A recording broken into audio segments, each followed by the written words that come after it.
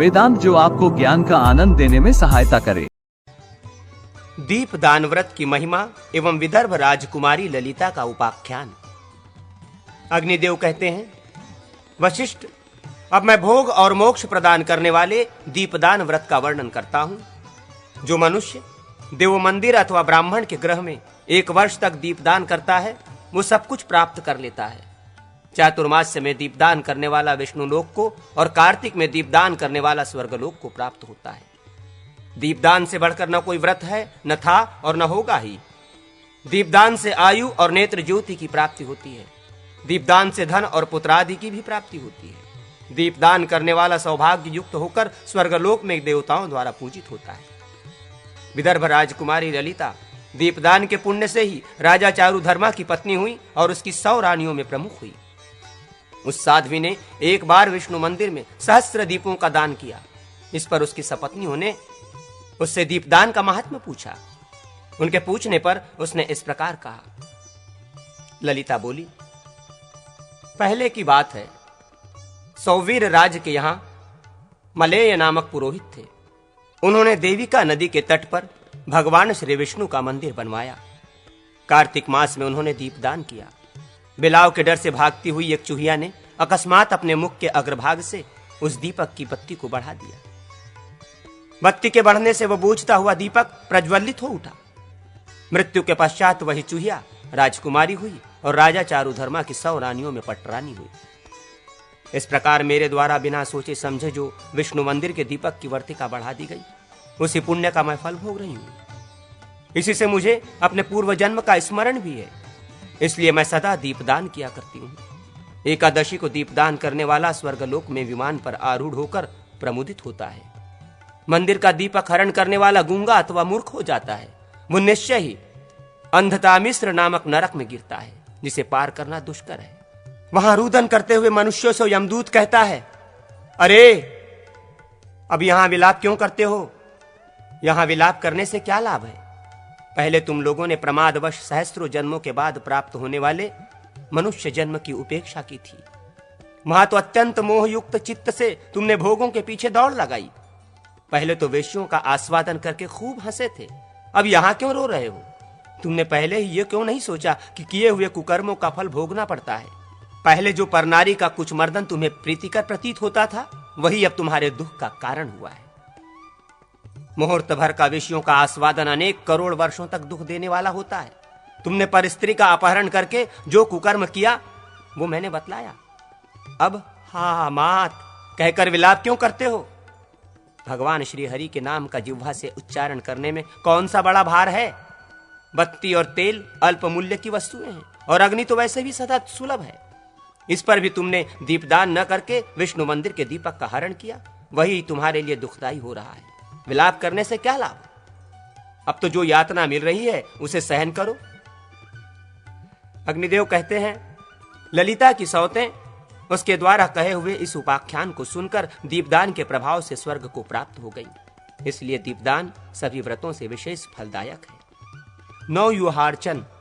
अग्निदेव कहते हैं, वशिष्ठ, अब मैं नवयुहार्चन की विधि बताऊंगा, जिसका उपदेश भगवान श्रीहरि ने नारद जी के प्रति किया था।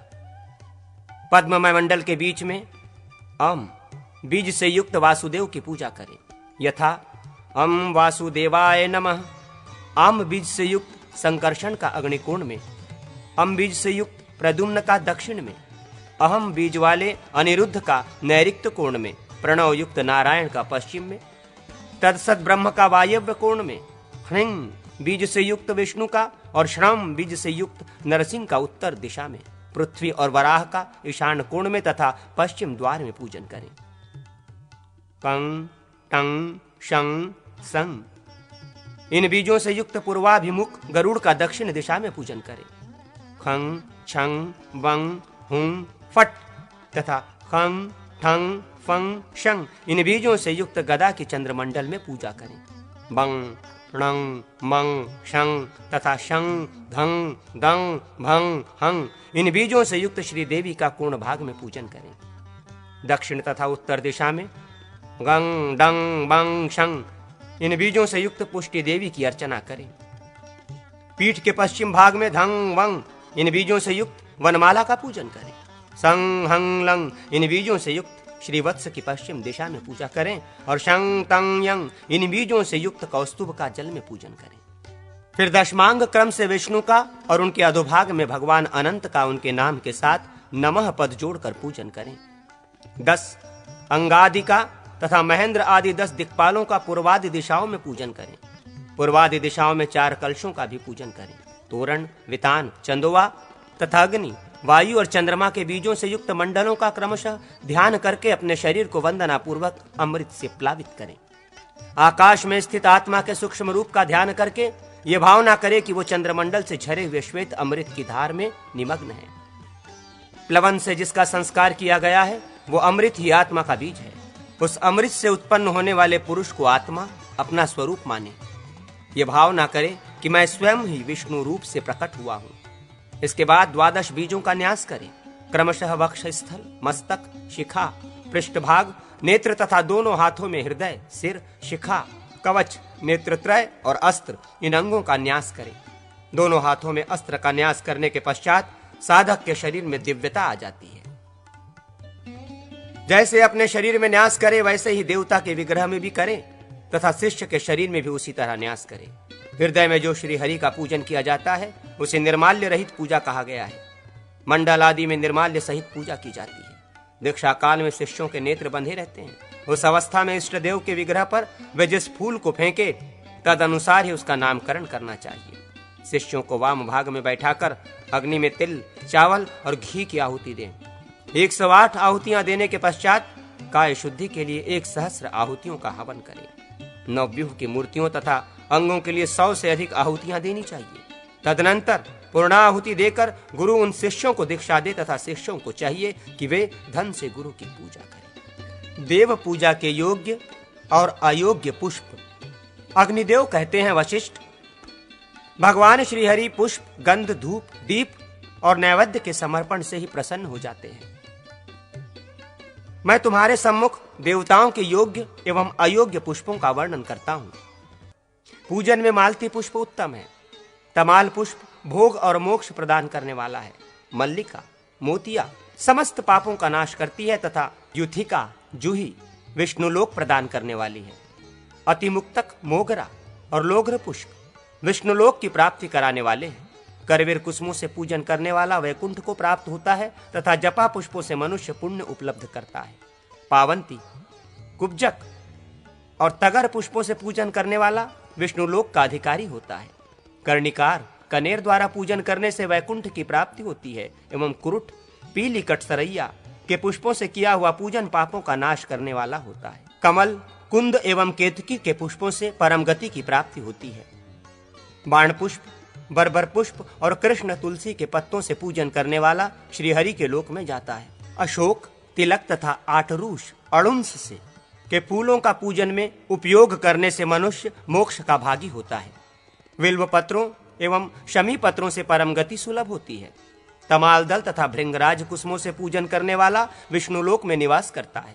कृष्ण तुलसी, शुक्ल तुलसी, कलहार, उत्पल, पद्म एवं कोकनद ये पुष्प पुण्यप्रद माने गए हैं।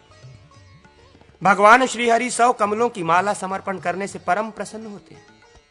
नीप, अर्जुन, कदम्ब, सुगंधित बकुल, मौलसीरी, किशुक, पलाश, मुनि, अगस्त पुष्प, गोकर्ण, नागकर्ण, रक्त एरंड, संध्या पुष्पी, चमेली, विल्वातक, रजनी एवं केतकी तथा कुष्मांड, ग्राम करकटी, कुशकास, सरपत, विभीतक, मरुआ तथा अन्य सुगंधित पत्रों द्वारा भक्तिपूर्वक पूजन करने से भगवान श्री हरि प्रसन्न हो जाते हैं।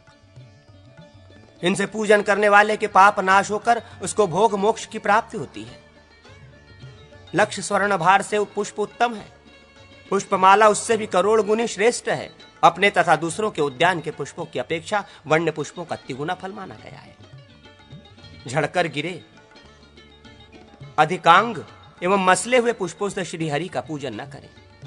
इसी प्रकार कचनार, धत्तुर, गिरिकर्णिका, सफेद किन्ही, कूटज, शालमली, सेमर एवं शिरिस, सीरस वृक्ष के पुष्पों से भी श्री विष्णु की अर्चना न करें। इससे पूजा करने वाला नरक आदि में पतन होता है। विष्णु भगवान का सुगंधित रक्त कमल तथा नील कमल कुसुमों से पूजन होता है। भगवान शिव का आक, मदार, दत्तुर पुष्पों से पूजन किया जाता है, किंतु कूटज, करकटी एवं केतकी, केवड़े के फूल शिव जी के ऊपर नहीं चढ़ाने चाहिए। कुष्मांड एवं निम्ब के पुष्प तथा अन्य गंधहीन पुष्प पैशाच माने गए हैं। अहिंसा, इंद्रिय संयम, क्षमा, ज्ञान, दया एवं स्वाध्याय आदि 8 भाव पुष्पों से देवताओं का यजन करके मनुष्य भोग मोक्ष का भागी होता है। इनमें अहिंसा प्रथम पुष्प है, इंद्रिय निग्रह द्वितीय पुष्प है, संपूर्ण भूत प्राणियों पर दया तृतीय पुष्प है, क्षमा चौथा विशिष्ट पुष्प है। इसी प्रकार क्रमशः शम, तप एवं ध्यान 5वें, 6ठे और 7वें पुष्प है। सत्य 8वां पुष्प है। इनसे पूजित होने पर भगवान केशव प्रसन्न हो जाते हैं। इन 8 भाव पुष्पों से पूजा करने पर ही भगवान केशव संतुष्ट होते हैं। नरश्रेष्ठ, अन्य पुष्प तो पूजा के बाह्य उपकरण हैं। श्री विष्णु तो भक्ति एवं दया से समन्वित भाव पुष्पों द्वारा पूजित होने पर परितुष्ट होते हैं। जलवारुण्य पुष्प है, धृत, दुग्ध, दधि, सौम्य पुष्प है, अन्नाजी प्राजापत्य पुष्प है, धूप दीप आग्नेय पुष्प है, फल पुष्पादि पंचम वानस्पत्य पुष्प है, कुशमूल आदि पार्थिव पुष्प है, गंध चंदन वायव्य कुसुम है, श्रद्धादि भाव वैष्णव प्रसन्न है। ये 8 पुष्पिकाएं हैं जो सब कुछ देने वाली हैं। आसन, योग पीठ, मूर्ति निर्माण, पंचांग न्यास तथा 8 पुष्पिकाएं ये विष्णु रूप है। भगवान श्री हरि पूर्वोक्त 8 पुष्पिका द्वारा पूजन करने से प्रसन्न होते हैं। इसके अतिरिक्त भगवान श्री विष्णु का वासुदेव आदि नामों से एवं श्री शिव का ईशान आदि नाम से पुष्पों से भी पूजन किया जाता है। नरकों का वर्णन। अग्निदेव कहते हैं, वशिष्ठ, अब मैं नरकों का वर्णन करता हूं। भगवान श्री विष्णु का पुष्पादि उपचारों से पूजन करने वाले नरक को नहीं प्राप्त होते। आयु के समाप्त होने पर पुरुष न चाहता हुआ भी प्राणों से भी छूट जाता है। देहधारी जीव जल, अग्नि, विष, शस्त्राघात, भूख, व्याधि या पर्वत से पतन, किसी न किसी निमित्त को पाकर प्राणों से हाथ धो बैठता है। वो अपने कर्मों के अनुसार यातनाएं भोगने के लिए दूसरा शरीर ग्रहण करता है। इस प्रकार पाप कर्म करने वाला दुख भोगता है, परंतु धर्मात्मा पुरुष सुख का भोग करता है। मृत्यु के पश्चात पापी जीव को यमदूत बड़े दुर्गम मार्ग से ले जाते हैं और वो यमपुरी के दक्षिण द्वार से यमराज के पास पहुंचाया जाता है। वे यमदूत बड़े डरावने होते हैं, परंतु धर्मात्मा मनुष्य पश्चिम आदि द्वारों से ले जाए जाते हैं। वहां पापी जीव यमराज की आज्ञा से यमदूतों द्वारा नरकों में गिराए जाते हैं, किंतु वशिष्ठ आदि ऋषियों द्वारा प्रतिपादित धर्म का आचरण करने वाले स्वर्ग में ले जाए जाते हैं। गोहत्यारा, महावीच नामक नरक में 1,00,000 वर्ष तक पीड़ित किया जाता है। ब्रह्मघाती अत्यंत दहकते हुए ताम्र कुंभ नामक नरक में गिराए जाते हैं और भूमि का अपहरण करने वाले पापी को महाप्रलय काल तक रौरव नरक में धीरे धीरे दुख सह पीड़ा दी जाती है। स्त्री, बालक अथवा वृद्धों का वध करने वाले पापी 14 इंद्रों के राज्य काल पर्यंत महारौरव नामक रौद्र नरक में क्लेश भोगते हैं। दूसरों के घर और खेत को जलाने वाले अत्यंत भयंकर महारौरव नरक में 1 कल्प पर्यंत पकाए जाते हैं। चोरी करने वाले को तामिश्र नामक नरक में गिराया जाता है। इसके बाद उसे अनेक कल्पों तक यमराज के अनुचर भालों से बींधते रहते हैं और फिर महातमिश्र नरक में जाकर वो पापी सर्पों और जोंकों द्वारा पीड़ित किया जाता है।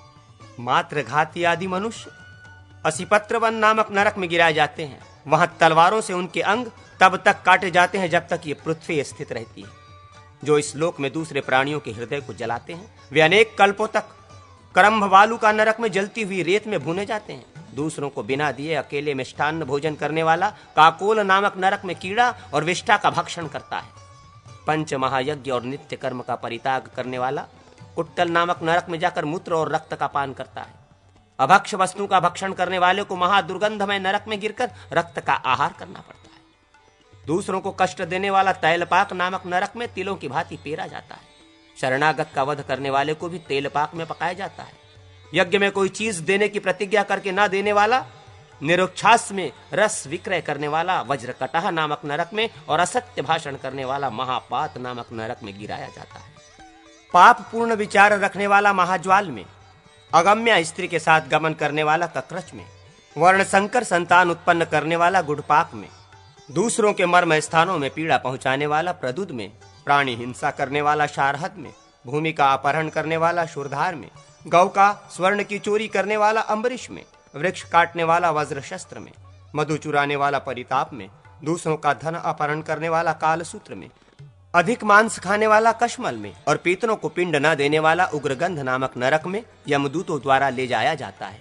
घूस खाने वाला दुर्धर नामक नरक में और निरपराध मनुष्यों को कैद करने वाले लोहमय मंजूष नामक नरक में यमदूतों द्वारा ले जाकर कैद किए जाते हैं।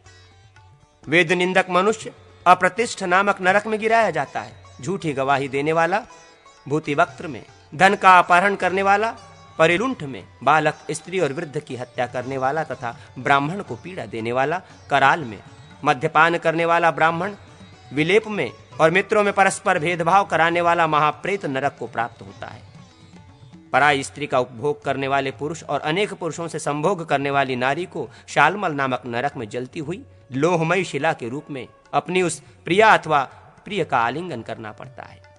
और निरपराध मनुष्यों को कैद करने वाले लोहमय मंजूष नामक नरक में यमदूतों द्वारा ले जाकर कैद किए जाते हैं। वेद निंदक मनुष्य अप्रतिष्ठ नामक नरक में गिराया जाता है। झूठी गवाही देने वाला भूतिवक्त्र में, धन का अपहरण करने वाला परिलुंठ में, बालक, स्त्री और वृद्ध की हत्या करने वाला तथा ब्राह्मण को पीड़ा देने वाला कराल में, मद्यपान करने वाला ब्राह्मण विलेप में और मित्रों में परस्पर भेदभाव कराने वाला महाप्रेत नरक को प्राप्त होता है।